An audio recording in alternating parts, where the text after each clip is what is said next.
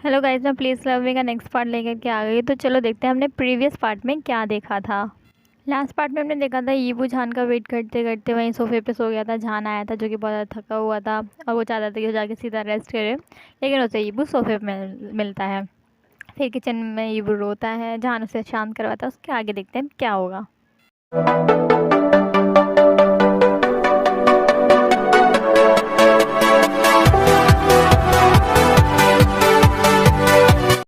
जान ने फ्रिज में से एक चॉकलेट निकाल करके ईबू को दिया, क्योंकि ईबू का जो ताकि ईबू का मूड जो है वो अच्छा हो जाए, क्योंकि ईबू बहुत ज़्यादा सकिंग फेस बना करके बैठा हुआ था।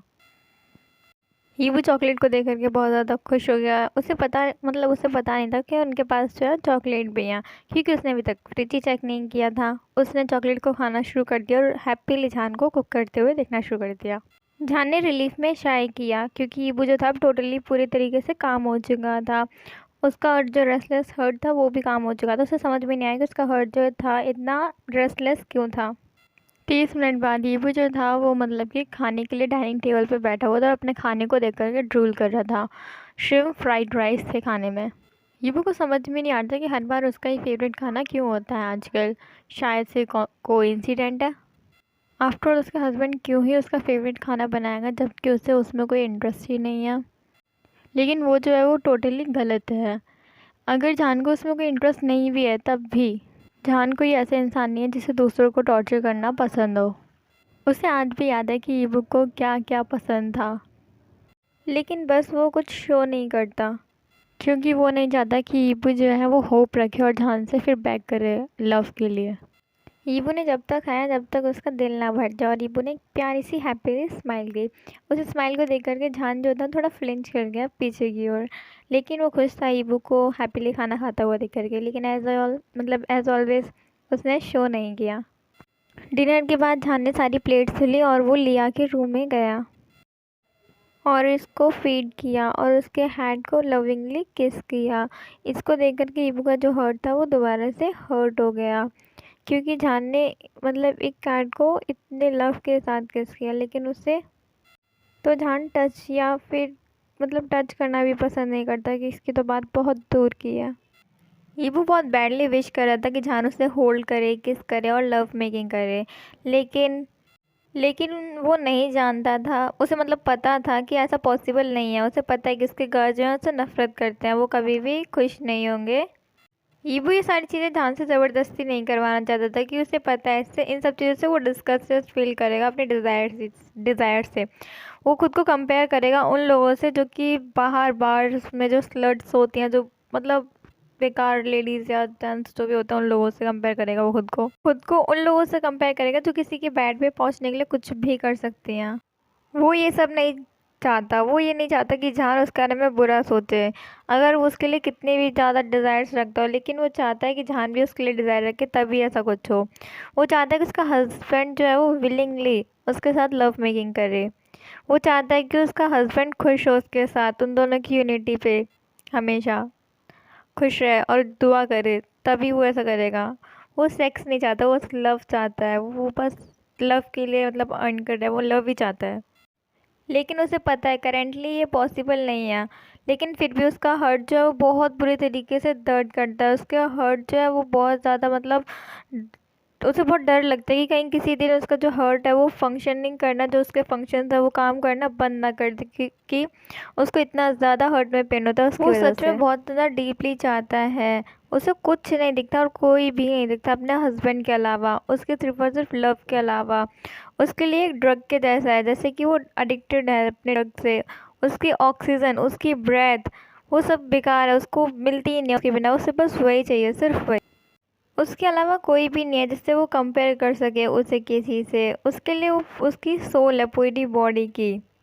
तुम कहाँ लॉस्ट हो गए, तुम कहाँ खो गए, जान ने पूछा ईबू को थॉट्स में देख करके। आह सॉरी, ईबू ने कहा और अपना सलाइवा जो था वो निकल लिया उसके सामने, अपने हस्बैंड के सामने दिखते हुए। उसे वो इतना हॉट और सेक्सी दिख रहा था, उसकी लॉन्ग नेक, कॉलर बोन, वो सब ईबू देख करके बस अपना जो सलाइवा था वही निकल रहा था। लेट्स गो, झान ने कहा और वो खड़ा। उसने लिया को उसके बेड पर लिटाया। वो ईवू के बर्निंग गैस से वेल अवेयर था, लेकिन उसने उसे इग्नोर करना ही चूज़ किया क्योंकि वो जानता है कि चीज़ से वो सेटिस्फाई नहीं कर सकता। ईवू से झान को एक पप्पी के जैसे फॉलो करना शुरू कर देते, जैसे कि वो उसका मास्टर। गुड नाइट गाइबू कहा और झान के चिक पे जो था वो किस कर दिया और उसको थॉट्स में डाल दिया, मतलब थॉट्स में खो गया। झान जो कि वापस से जो मतलब फ्लिंच होकर के वापस आया था एक बैड किस की वजह से, उसे मतलब समझ ही नहीं आया कि हुआ क्या। वो रिएक्ट ही नहीं कर पाया और ईबू जो था फटक से जो भाग चुका था अपने रूम में, दरवाज़ा बंद कर लिया था अपने थम्पिंग हर्ट के साथ, जो कि उसके रिबकेज से बाहर निकलने के लिए तैयार था। वो कभी नहीं बदलेगा। झान ने अपना हैंड शेक किया थोड़ा सा और अपने रूम में एंटर कर गया और अपने बेड पे लेट गया, मतलब हैवीली शाय करते हुए, और सोचने लगा जो अभी तक उसके साथ बुरा हुआ या जो भी हुआ। वो जितना ईबू से दूर जाना चाहता उतना ही ईबू के पास आ रहा था, उतना ही ईबू के करीब आ रहा था। वो नहीं चाहता था ईबू को कोई होप देना, क्योंकि वो नहीं चाहता कि वो अपने हाई एक्सपेक्टेशंस के बदले, जो कि मतलब उसे मतलब जो एक्सपेक्टेशंस होंगी कि उसकी जो फीलिंग्स है बाद में रिटर्न होंगी, वो नहीं चाहता कि वो ईबू की जो एक्सपेक्टेशंस है वो टूटे और ईबू को हर्ट हो, जो कि इम्पॉसिबल है। ऑब्वियसली झान अब कभी भी फीलिंग्स को रिटर्न नहीं कर पाएगा ईबू की, क्योंकि वो ईबू से एक तरीके से हेट करता है। लेकिन वो खुद को भी तैयार नहीं कर पा रहा है ईबू को अपने उस डार्क साइड को दिखाने के लिए, जिससे कि ईबू जो है उससे दूर हो जाए उसके खुद के अच्छे के लिए, क्योंकि वो नहीं चाहता कि ईबू हर्ट हो, जो कि वो ऑलरेडी है। बट जितना भी दूर जाना चाहता है वो उतना ही करीब आ रहा है ईबू के, तो उसे समझ में नहीं आ रहा वो क्या करे। इन सभी चीज़ों की वजह से तो ईबू ऑलरेडी बहुत ज़्यादा हर्ट होगा अगर ऐसा ही चलता रहा तो वो जितना वो चाहता है सबसे बेटर है कि मतलब कि वो ईबू से थोड़ा दूर ही रहे। दिमाग में इतने सारे थॉट्स भरे होने के बाद झान ने आखिरकार अपना माइंड बना ही लिया कि वो जो है ईबू से जितना हो सके उतना ज़्यादा ईबू से दूर रहेगा, ईबू के खुद के अच्छे के लिए। वो जानता है कि इन सब से ईबू को ही दुख होगा और वो मतलब कि जो है नहीं चाहता कि ईबू को दुख हो। उसे पता है कि वो ईबू को खुश तो कर नहीं पाएगा, तो वो नहीं चाहता कि ईबू को और भी ज़्यादा दुख दे। मम्मा मैं बहुत ज़्यादा बिजी हूँ अपने एग्ज़ाम्स के साथ, प्लीज़ मैं नहीं आ सकता। झान प्लीज़ समझो डियर, वो नहीं ढंग से खा रहा है, कुछ नहीं कर रहा वो ढंग से, प्लीज़ मम्मा प्लीज़। मैं फेल नहीं होना चाहता सब्जेक्ट में, मैं आप विनती करता हूँ, मैं आपसे बेग करता हूँ, मुझे फोर्स मत करो। झान प्लीज़ समझने की कोशिश करो, वो अपना बर्थडे सेलिब्रेट नहीं करेगा तुम्हारे बिना, उसने खुद को लॉक कर रखा है कल रात से। तुम सुनो शाहजहान, अगर तुम नहीं आए तो भूल जाओ अपनी स्टडीज़ को वहाँ पर, तुम हमेशा के लिए वापस आ जाओगे फिर। डैड क्या? नहीं, ठीक है मैं आ रहा हूँ, मुझे माफ़ कर दो बेटा तुम्हें ऐसे थ्रेटन करने के लिए। मैं उनकी रिक्वेस्ट को मना नहीं कर सकता, जानता हूँ कि हमारा बिज़नेस ख़राब हो जाएगा अगर मैंने उनकी रिक्वेस्ट को मना कर दिया तो। हमारे बिज़नेस पूरा ख़त्म हो जाएगा। इट्स ओके डैड, मैं समझता हूँ, मैं आ जाऊँगा। तुम मेरे बहुत प्यारे बच्चे हो जान, हम तुम्हें कल पिकअप करने आ जाएंगे, ठीक है? क्या तुम शाहजहान हो? हाँ, प्लीज़ यहाँ पर आ जाओ अपने पेरेंट्स की बॉडी को आइडेंटिफाई करने के लिए। क्या? मिस्टर एंड मिसेस स्याओ की जो है वो एक्सीडेंट हो गया है, ऐसा नहीं हो सकता। आई एम सॉरी, लेकिन इसे देखकर ऐसा लगता है जैसे कि ये एक मर्डर है। जहान अपने नाइटमेयर से उठ गया, उसका हार्ट जो था बहुत ज़्यादा पेनफुली दर्द कर रहा था, मतलब बहुत ज़्यादा दर्द कर रहा था। उसने अपना फेस को टच किया तो उसे वहाँ पे टीयर्स दिखे, मतलब मिले, टच करने को होता है ना, फील करते हो। ऐसा लगता है कि आज मैं शायद सो नहीं पाऊँगा, जहान ने खुद से ही कहा। उसने क्लॉक देखी तो ये सुबह के 3 बज रहे थे। वो उठा और फ्रेशन अप हुआ, फिर किचन की तरफ चला गया। उसने एक केक बनाना शुरू कर दिया। शाहजहान के लिए कुकिंग जो है वो टायरिंग हो सकती है, लेकिन वो उसे बहुत इन्जॉय करता है। ये उसे हमेशा ध्यान दिलाती है, उसे रिमाइंड करवाती है उसके चाइल्डहुड की और उसकी मम्मा की। वो हमेशा से अपनी मम्मा की जो थी मतलब हेल्प करता था कुकिंग में, डिलीशियस फूड्स को और डेजर्ट्स को बनाने में, आई मीन डिज़र्ट्स को। पेरेंट्स की डेथ के बाद कुकिंग एक ऐसी चीज़ है जो कि उसके हर्ट को काम कर सकती है हर एक नाइटमेयर के बाद।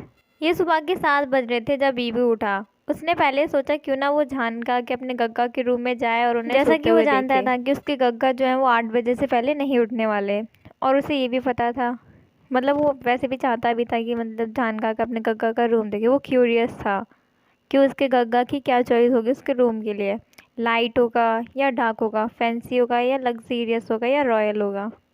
वो जल्दी से फ्रेश अप हुआ और अपने रूम से बाहर निकला। वो मतलब अपने गग्गा के रूम की तरफ जा ही रहा था, लेकिन उसकी सारी सारी होप जो होती है वो क्रैश हो गई अपने गग्गा की आवाज़ सुन करके डाउनस्टेयर से। वो नीचे गया और किचन में एंटर किया।